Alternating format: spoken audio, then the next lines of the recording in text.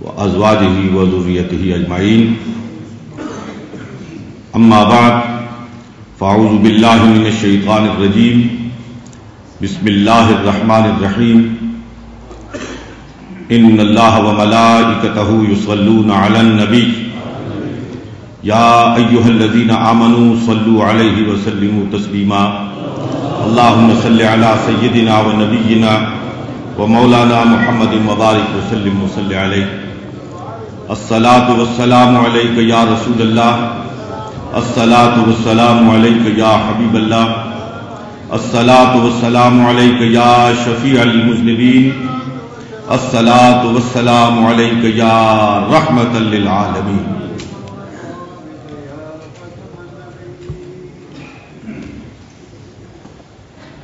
انتہائی قابل احترام، لائق صد عزت و احترام، آپ کی، میری، ہم سب کی محبتوں اور عقیدتوں کا مرکز و محور حضرت پیر محمد کرم شاہ صاحب رحمۃ اللہ تعالی علیہ کا کرم، حضرت صاحبزادہ پیر محمد امین الحسنات صاحب مدد اللہ العالی، حضرات علماء کرام، انتہائی قابل قدر سامعین کرام، میں حضرت صاحبزادہ امداد حسین صاحب مدد اللہ العالی کا دل کی گہرائیوں سے ممنون کرم ہوں کہ آج انہوں نے مجھے اس سعادت سے بہرہ مند ہونے کا موقع فراہم کیا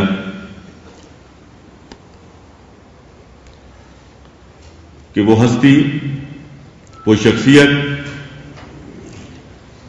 جس کے ساتھ دلی عقیدت ہے، دلی محبت ہے، جن کے علم، جن کے عمل، جن کے فقر کے سامنے ہمیشہ سر ادب سے جھکا رہتا ہے، ان کی شخصیت کے حضور خراج عقیدت پیش کرنے کے لیے انہوں نے یہ موقع مجھے فراہم کیا. اللہ رب العالمین جزائے خیر عطا فرمائے. میں اپنے لیے انتہائی سعادت سمجھتا ہوں کہ اللہ جل مجدہ نے مجھے حضرت پیر صاحب رحمۃ اللہ تعالی علیہ کہ عرس مقدس کی تقریب میں شمولیت کے لیے، صرف اور صرف آپ کے عرس مقدس کی تقریب میں شمولیت کے لیے، یہ اعزاز حاصل کرنے کے لیے یہ سفر اختیار کرنا نصیب فرمایا ہے. حضرات محترم، حضرت پیر صاحب سے ایک طویل تعلق رہا. یہ عقیدت کا، محبت کا، ادب اور احترام کا رشتہ غالباً 35-36 سال پر محیط. میں نے پہلی مرتبہ 1976 میں بہاولپور میں وہاں اسٹیڈیم میں قرآن کانفرنس منعقد ہوئی، جس میں پاکستان بھر سے مختلف مکاتب فکر کی ایک کہکشاں تھی. اس میں حضرت پیر صاحب کو جلوہ گر دیکھ، آپ کا وہ سراپا، آپ کی وہ شخصیت آج بھی میرے ذہن پہ نقش. وہ اجلا لباس، وہ سفید پگڑی، وہ ترا، یقین کیجئے جب بھی وہ سراپا آنکھوں کے سامنے آتا ہے زبان پہ یہی الفاظ جاری ہو جاتے ہیں، چے رخ، چے قد، چے جبی، لا الہ الا اللہ.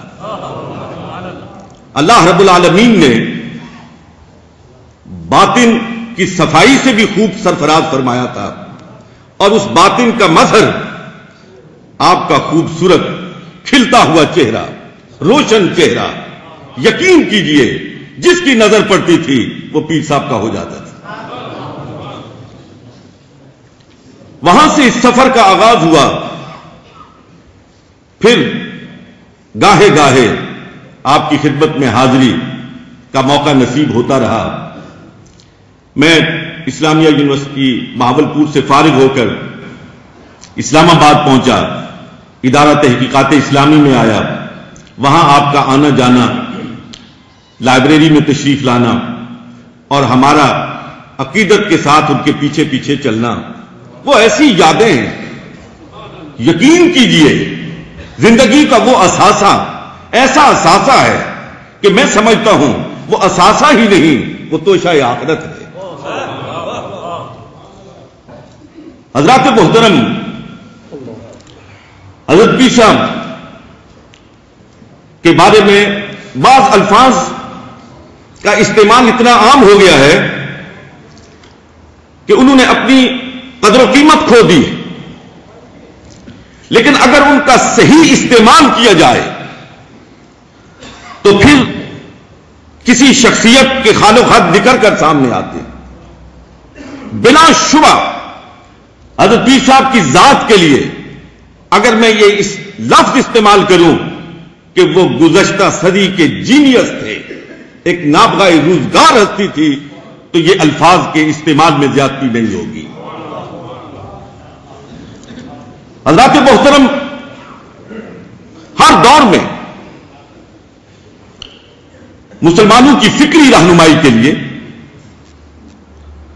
ان کی مذہبی رہنمائی کے لیے، عملی طور پر انہیں صراط مستقیم پر گامزن کرنے کے لیے اللہ رب العالمین اپنے بندوں کا انتخاب فرماتا رہا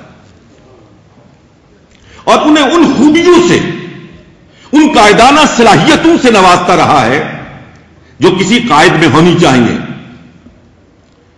مسلم قیادت کے لیے، مسلم قائد کے لیے، مسلم رہنما کے لیے کچھ صفات ہیں،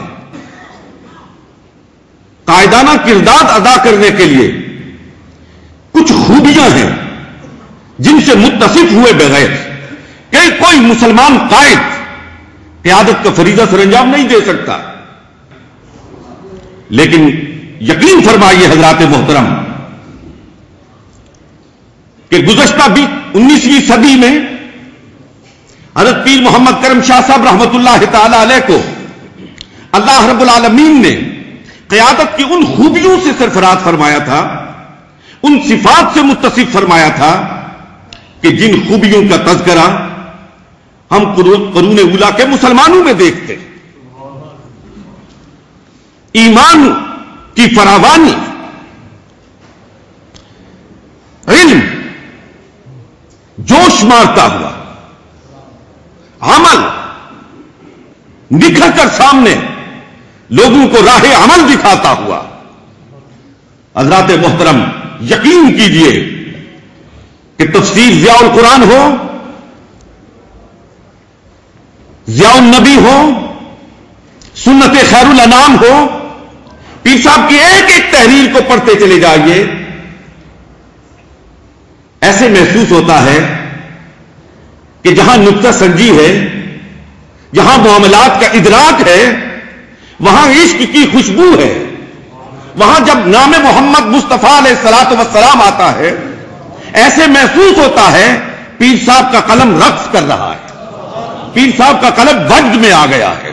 اور یقین کیجئے پڑھنے والا قاری اگر اپنے اندر دل رکھتا ہے، اگر قاری کے اندر جذبات موجزن ہیں، اگر قاری محمد الرسول اللہ صلی اللہ علیہ وسلم کے ساتھ نسبت رکھتا ہے، تو حضرت پیر صاحب کی تحریر پڑھتے ہوئے صرف قلم رقص نہیں کرتا، قاری بھی ساتھ رقص کرتا ہوا دکھائی دیتا ہے، قاری بھی وجد میں آ جاتا ہے۔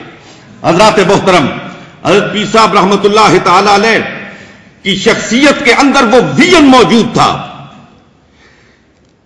کسی قائد کے لیے مستقبل کا ویژن، مستقبل کو دیکھنے کی صلاحیت اور پھر ان مسائل کا ادراک کر کے